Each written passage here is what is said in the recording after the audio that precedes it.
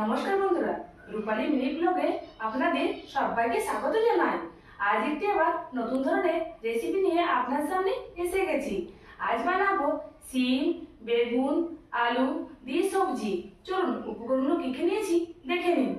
উপকরণগুলি হলো সিম 250 মতো, বেগুন 200 গ্রামের মতন, আলু 200 গ্রামের মতন, ফোড়ন, হলুদ গুঁড়ো, জিরে গুঁড়ো, আদা বাটা, পেঁয়াজ কুচোনো, নুন, কাঁচা লঙ্কা কুচোনো, সর্ষের তেল আর এই যে জল।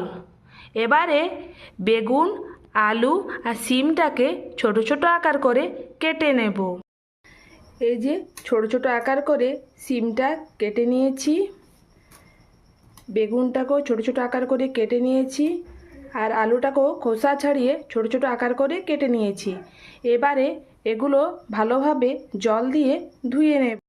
সিম, আলু আর বেগুনটাকে ভালোভাবে জল দিয়ে ধুয়ে নিয়েছি। কড়াই বসিয়ে দিয়েছি। এই কড়াইয়ের মধ্যে দিয়ে দেব জল। এর মধ্যে দিয়ে দেব হলুদ গুঁড়ো আর পরিমাণ মতো দিয়ে দেব নুন।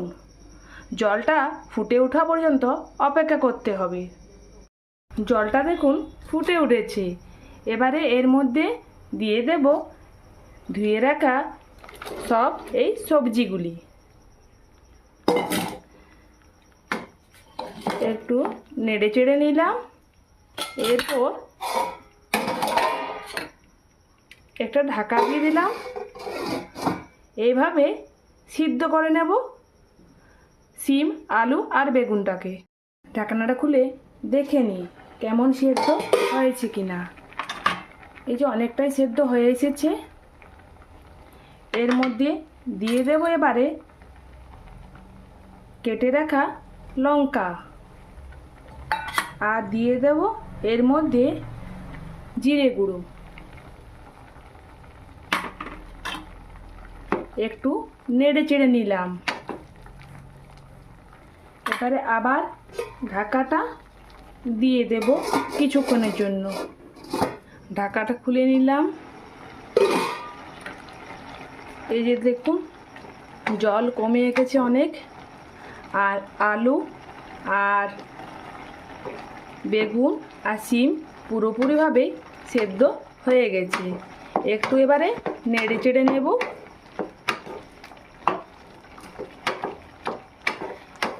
এবারে কড়াই থেকে নামিয়ে নেব। কড়াই থেকে নামিয়ে নিয়েছি।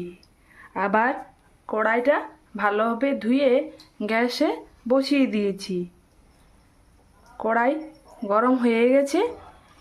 এবারে এর মধ্যে দিয়ে দেব সর্ষের তেল। এবারে দেব এর মধ্যে ফোড়ন।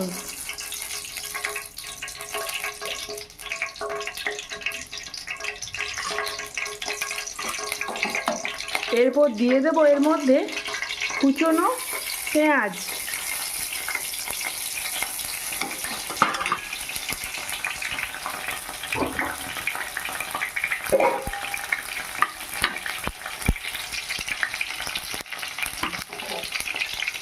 একটু নেড়ে চেড়ে ভেজে নেব। পেঁয়াজটাকে ভালোভাবে ভেজে নিয়েছি, আর সেদ্ধ করে রাখা সবজি এর মধ্যে দিয়ে দিলাম।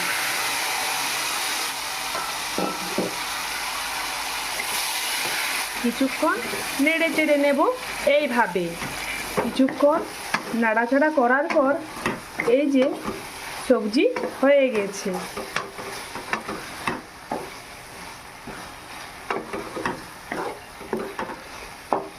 এবারে কড়াই থেকে নামিয়ে নেব।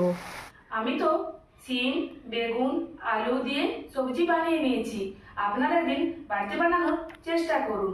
আর যদি ভালো লাগে কমেন্ট বক্সে গিয়ে জানান। আর আমার চ্যানেলটি যদি ভালো লাগে অবশ্যই লাইক, কমেন্ট, শেয়ার এবং সাবস্ক্রাইব করে দিন।